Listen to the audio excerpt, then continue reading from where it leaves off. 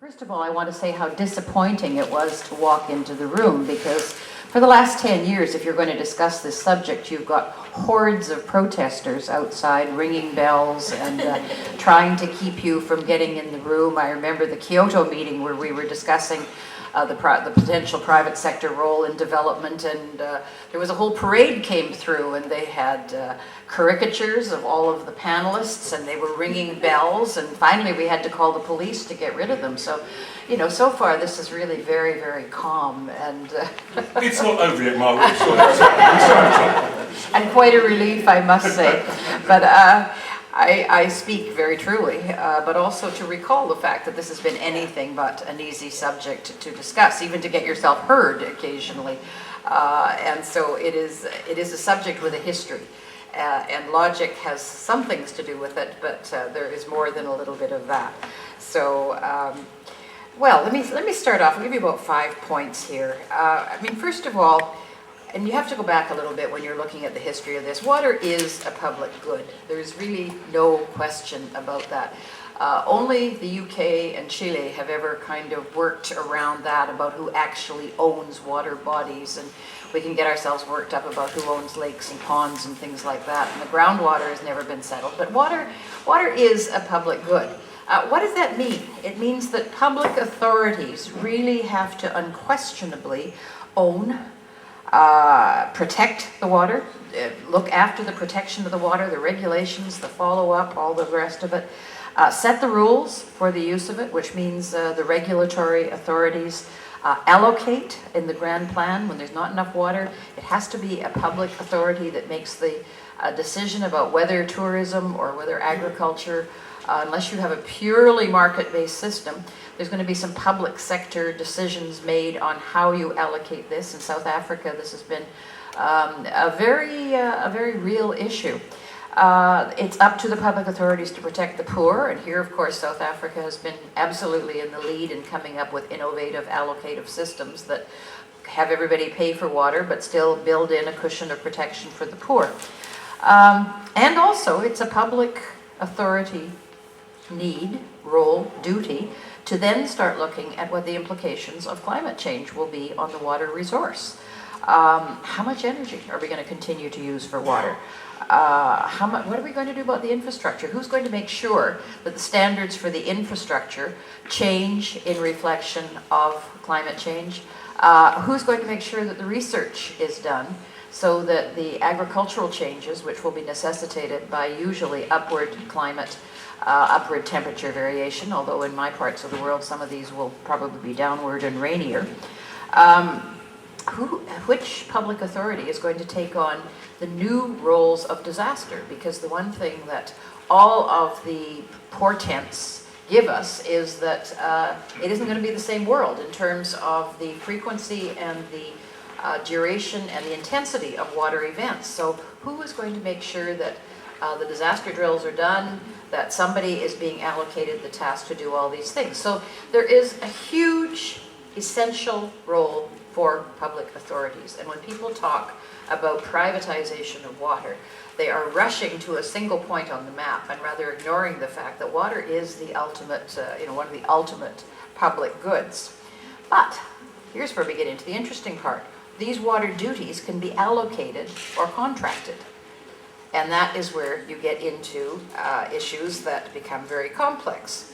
There would seem to be a great deal of logic in using the private sector to be contracted to carry out a great number of these duties, particularly when you're looking at the list that I just gave about decreasing the amount of energy that's being used in water systems to go greener, building up the infrastructure, testing it, making sure that the infrastructural standards will withstand climate change, even doing some of the disaster tasks, never mind the ongoing task of delivering services in the irrigation and drinking water field.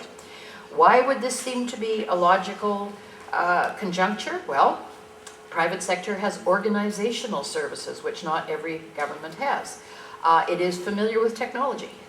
The private sector wouldn't stay in business unless it were familiar with and using and conversant with the most up-to-date forms of technology. It's just simply part of the market mechanism, is that it pushes private sector players towards the better use of technology. being a 40-year survivor of governments, I'm here to assure you that governments can work with ages-old technology, and nobody will ever call them on that, and often that's the only thing their budgets can afford. So you've got a real imbalance between usually the technological capacities of many governments and their own private sectors. The private sector is task-oriented. It's not long-term program assurance-oriented. So if you've got things that need done, the private sector would seem to have certain benefits in taking on these tasks. The private sector organizes finance in the sense that it doesn't provide it itself necessarily, the banking sector does, but it can often be better at government departments in helping to organize the activity to be in line with capital markets. Also, this is something that I think is important. Because the private sector works with contracts, there's a potential for more transparency if the contract is actually audited or made known about than there may be with ongoing government stuff. Okay, coming to the end of this, is this then a marriage in heaven? You've got all these complex tasks and you've got all these capabilities in the private sector. Well, not quite. There's lots of sectors where energy, example, nobody questions whether the private sector should have a role. Gas, oil, heavens no, telecoms, all of these sectors where it's pris pour acquis that the private sector will be the major leader here. And even in wastewater, there's a great deal of tolerance for private sector roles in wastewater and in supplying equipment. But when you get into the whole issue of helping to organize municipal delivery of drinking water in particular, and the same is somewhat true in irrigation, except that it's usually because there isn't enough money goes into paying for irrigated water, so that in most countries, in most situations, the private sector doesn't have a very big role there. But there's a difference, for example, in countries like this. You get into a very different situation. This is where it takes on elements of ideology, if not religion. We had a film at the beginning of the GWOPA session with Anne Lestrade, who's the deputy mayor of Paris, delivering herself of something she felt like she had to say, which was that finally water delivery in Paris had democracy to it. So, I mean, this is the kind of and those are her words, not mine. So this is the kind of consideration that gets brought in, even though her predecessor governments had been also democratically elected and had chosen to use a contractual model, etc. You start to see where the ideologies come in. For some people, it's profit itself that is the issue, and they don't like to see profit linked to water.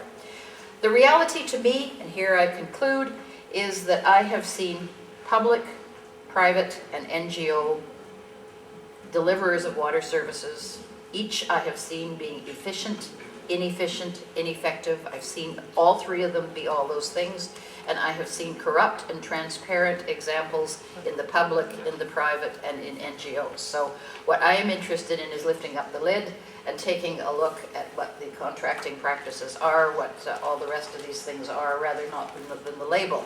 But I'm sure there'll be others that have different views. So effective, efficient, innovative, creative, energy saving is what we need in the future if we're going to deal with climate change. Is it time to start looking at the capacities of the private sector to help out in this way? We'll see. It's more complex, Renee, because we've now got an interesting new angle, which is that before most of the brouhaha was about private sector water companies. Now there's a very interesting new element in the private sector as a water user, and therefore a policy setter. And we can come back and talk about some of that, because that's really a very